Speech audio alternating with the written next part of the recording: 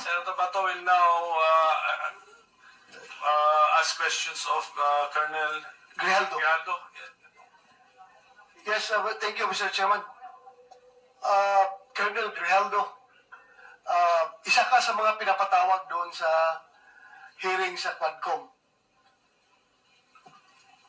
Yes, Your Honor. Well,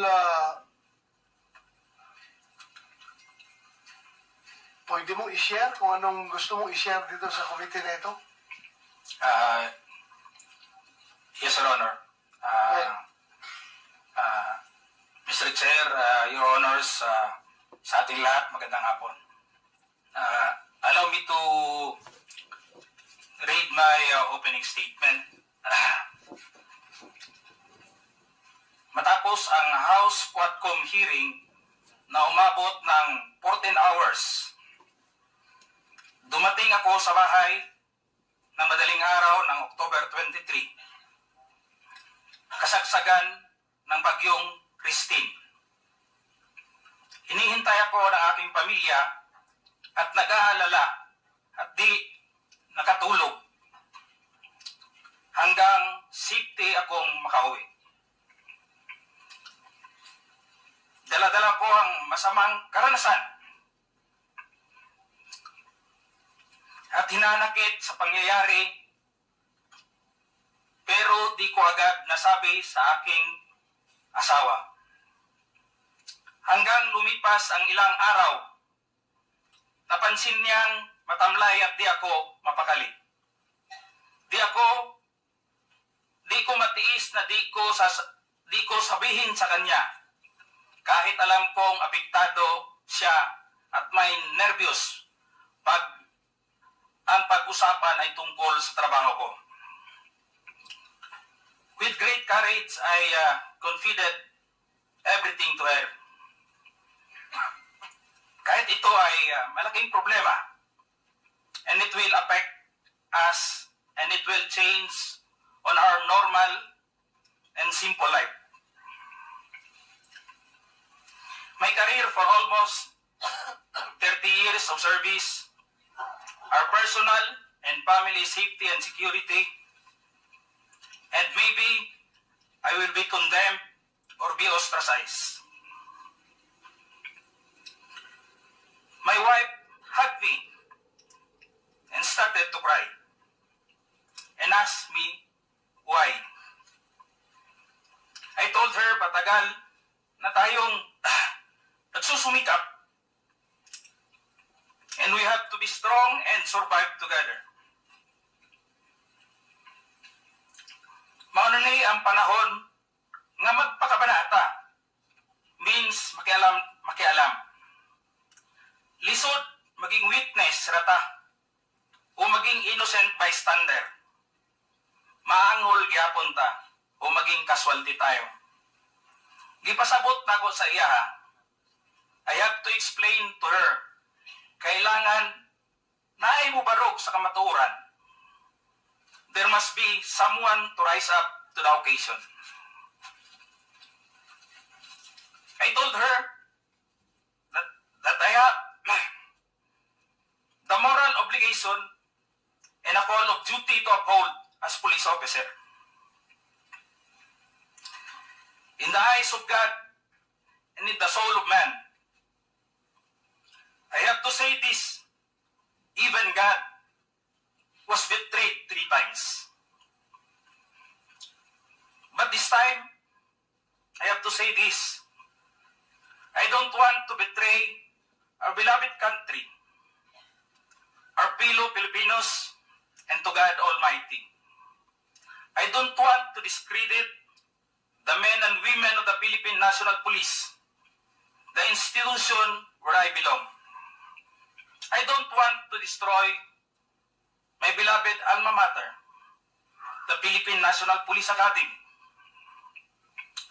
who molded me with moral values to speak for the truth that I owe, and it's time to give it back the honor and respect. Your Honor, allow me to read my affidavit. Okay. See? The Yes, Your Honor. Also submit a copy to us. Yes, Your Honor. Mahaba po yan? Ilang pages pa yan? Saglit na ho, Your Honor. Go ahead. Allow me to read, Your Honors, my affidavit. I, Police Colonel Hector U. Grijaldo, third level officer, presently assigned a personal holding administrative unit, Camp Crame, Quezon City, after duly sworn to, under oath and in accordance with law, do hereby depose and states that I have been dedicated to public service for almost 30 years. And since I took my oath as cadet on June 1, 1995, on October 16, 2024, I was again invited as a resource person in the 9th Joint Public Hearing of Committees on Dangerous Drug, Public Order, Safety and Human Rights, and Public Accounts of the House of Representatives scheduled on October 22, 2024 at 9:30 a.m. I, together with other invited PNP personnel, attended the joint hearing in the House of Representatives. After I answered questions related to extrajudicial killings and the reward system, I was approached by a security personnel while I was seated in one of the witnesses during the hearing. The said person told me that I was summoned by Congressman Dan Fernandez. I went out of the room with the security personnel. When we were outside, he told me to go to the left corridor and proceed straight to the end room. While walking, I saw other witnesses who were standing in the corridor, including my classmate, Major Fortaleza and Captain Anova, who was wearing a PNP uniform, and the latter acknowledged me by saluting. When I entered the room, I saw two lawyers of Police Colonel Garma standing inside the room. One of the lawyers approached me and then asked me what we are going to talk about. I said I do not know. After a while, Kong Dan Fernandez entered the room and he asked me to sit beside him on his right side. And then Kong Abante entered the room, sat far end of the chair on the right. One of the lawyers of Police Karma stood near at my back. Kong Dan Fernandez put the paper he was holding on the table and told me, "Ito ang sasabihin mong statement na ito," while pointing on the paragraph on the paper. Ito ang supplemental affidavit ni Colonel Garma. Sabihin mo, alam mo ang reward system. I-confirm mo lang. Kong Dan told me to read the said affidavit. However, I asked the copy of affidavit he was showing to me to read it. He did not give it to me. The lawyer of Police Colonel Garma said, "Ikaw lang ang pwede magsabi niyan," sabi ni Colonel Garma. I was puzzled and I asked myself, why me? I respectfully told him that I cannot confirm. They are saying as I have not read the affidavit. We went silent for a while. And then Kong Dan Fernandez said, while holding the affidavit, "Saan ka pwede?" "Dito, noong 1999, about DDS. Alam mo to, pulis ka na sa Davao nito." I politely told him that I was not still with the PNP because I was working with the Bureau of Jail Management and Penology in 1999 that time. After some time, Kong Abante asked me how many years do still I have with the PNP. I answered, I still have 4 years before my retirement. Then he made a remark, "Pwede ka pang maging general." I humbly responded to him, "Masaya na ako sa ranggo ko, sir." Pagkatapos pagkatapos nito, sir, uuwi na lang ako. At magtatanim na lang ako ng kamote sa amin. The cordial conversation between us continued. And I felt that they wanted me to convince me to do what they wanted me to do. Then Kong Abante asked me where I serve as a chief of police, to which I answered, Mandaluyong City Police Station. Kong Abante then persuaded me by saying, ikaw naman, Colonel, ganito na lang. Alangan namang walang insidente o pangyayari sa panahon na yon. I answered, and I served as a COP in Mandaluyong during the COVID-19 pandemic, and there were less crime committed. And we did not receive any reward from anyone. I added that we only received funds, additional MOA or support fund from the Peace and Order Fund of the LGU. I then respectfully told Kong Dan Fernandez that anybody can debunk my statement if I confirm the testimony of Colonel Garma about the DDS in 1999, since I was not a member of PNP at the time. And I have no personal knowledge as to the reward system. Additionally, I said, the work of the policeman are noble and requires great sacrifice, even without the reward or award. It is our moral obligation and a call of duty to serve our country and people. Then Kong Dan asked me, si Colonel Garma, anong masabi mo sa kanya sa Barayuga? I politely told him I cannot comment on the case. When I respectfully answered him, Sir, mahirap yan. Kasama kami sa nag-iimbestiga at hindi ko alam kung anong kinalaman niya at may investigasyon din sa amin, baka ma-incriminate ako, sir. After the discussion, they did not give me a copy of the second affidavit of Police Colonel Garma. I felt that I disappointed them. Kong Dan Fernandez and Kong Abante left the room, while I and the two lawyers of Police Colonel Garma stayed in the room for a while. I presume that they are about to present the second affidavit of Police Colonel Garma. I asked the two lawyers of Police Colonel Garma why they have chosen me. They did not answer me and just stared at me. And that I went back to the hearing room. When I went back to the hearing room, I immediately called the attention of Police Colonel Lito Patay, who were sitting behind the witness table. We proceeded at the back of the lobby area when they suspended the hearing. I confided and discussed to him what happened in the room with Kong Dan Fernandez and Kong Abante and the two lawyers of Police Colonel Garma. That's all, Mr. Chair. Thank you, Colonel Grijaldo. What motivated you to speak before this committee?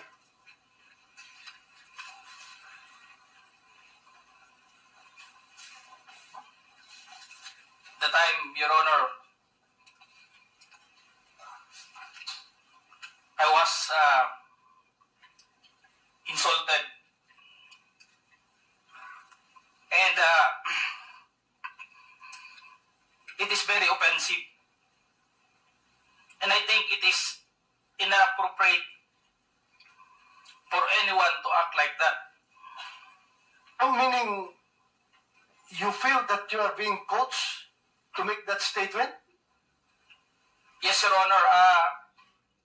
I feel I've been corrupted to make that statement, Your Honor. Just because at that time,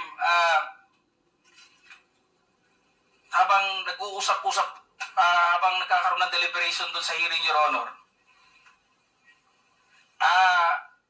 Hindi ko alam kung may present nila si Colonel Garman at that time, Your Honor, na magkaano nung second supplemental, ay yung supplemental affidavit niya. So do you feel harassed? Did you feel harassed? It's an harassment and very offensive, Your Honor, and uncalled for anybody. At that time, I was wearing my uniform You're wearing your as uniform police officer. and you are being told to lie. Parang Am I correct? gusto nilang magsisinungaling po ako, Your Honor.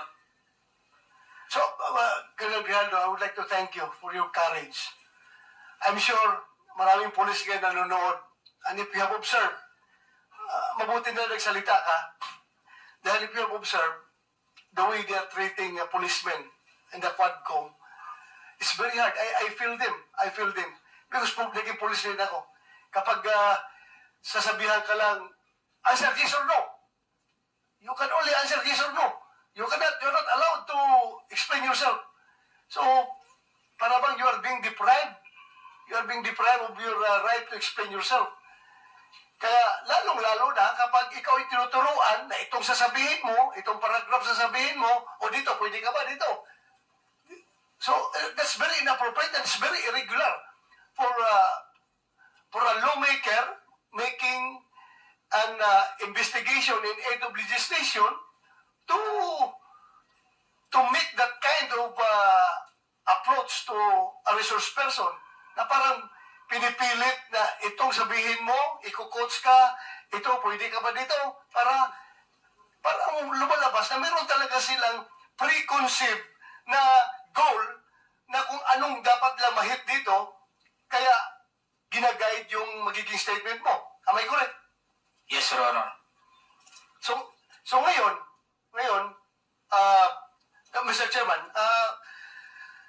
kung nakikinig yun ang Philippine National Police, lalo-lalo na yung liderato ng Philippine National Police, I don't know what's his reaction with the statement of Grijaldo, because Colonel Grijaldo is just, well, I congratulate him for being so courageous enough to speak up for the truth in behalf of all the policemen na parang winawalang hiya sa mga tao na dapat hindi magwalang hiya sa inyo.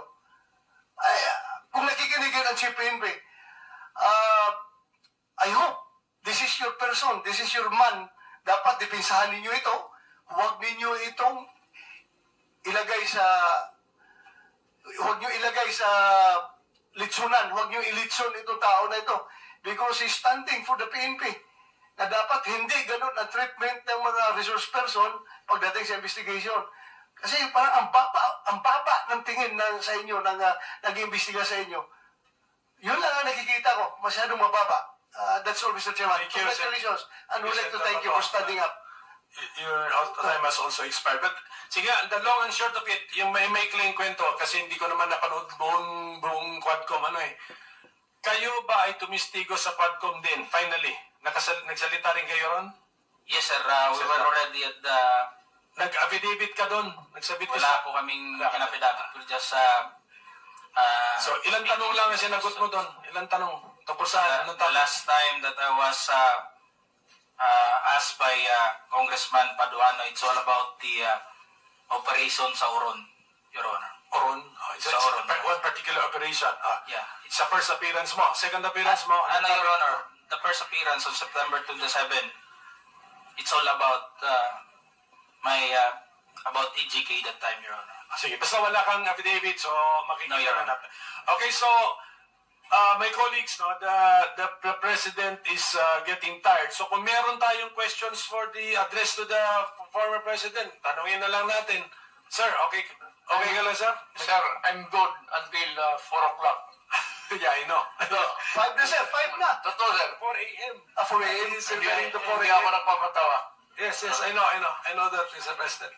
Mr. Chairman, Okay, so- just to clarify, and then I hope I didn't miss any. Yeah. It's sa first appearance mo. Second appearance mo. Your Honor, the first appearance on September 27, it's all about about EGK that time, Your Honor. Sige, basta wala kang affidavit, so makikita No, Your na Honor. natin. Okay, so my colleagues, no, the president is getting tired. So kung meron tayong questions for the address to the former president, tanungin na lang natin. Sir, okay ka lang, sir? Sir, I'm good until 4 o'clock. Yeah, I know. 5 na, sir. 5 na. Totoo, sir. 4 a.m. 4 a.m. Sir, Hindi, going to 4 hindi ako a.m. nagpapatawa. Yes, I know that, Mr. President.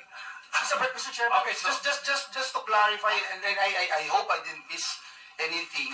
When Colonel Grijaldo made mention about him being asked to lie and being asked to be influenced by a legislator, he is by himself, Mr. President. Can you answer the There's question? no one in the room who can Witness. Sino daw naka-witness ng exchange Is na there yun? anyone, sir? At present the time, the two lawyers of Colonel Garma, they were on the right side of the back that time, Your Honor, because it was discussed in the table on this place, and it was shown to them also. It can be seen by the two lawyers, because we are only 5 in the room, Your Honor.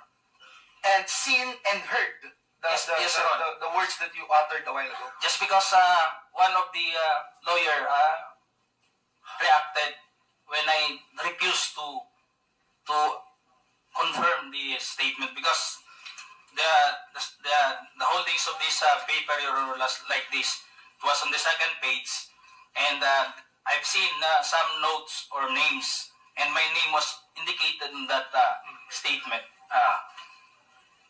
So when I rejected, or I don't want to say rejected, para bang nag-explain ako na hindi ko kayang i-confirm yung statement na yun. And what was the Sabi reaction na- again? The reaction of the lawyers and Hindi na rin sila umimik, Your Honor. Kasi yun lang naman gusto nila na mag-collaborate to sa statement na pinabit ni Colonel Garma. thank you. Mr. Okay, Chair. so can we now entertain questions directed to the former president? So, ano, sir? You're right there. Wait a minute. Yes, This sir. President facing his hand. Yes, sir. Oh. Thank you for giving me the time. I'd like to ask the Colonel, sino yung idiot na superior mo? What is the question, sir? That who is the superior of... Yes, the one who...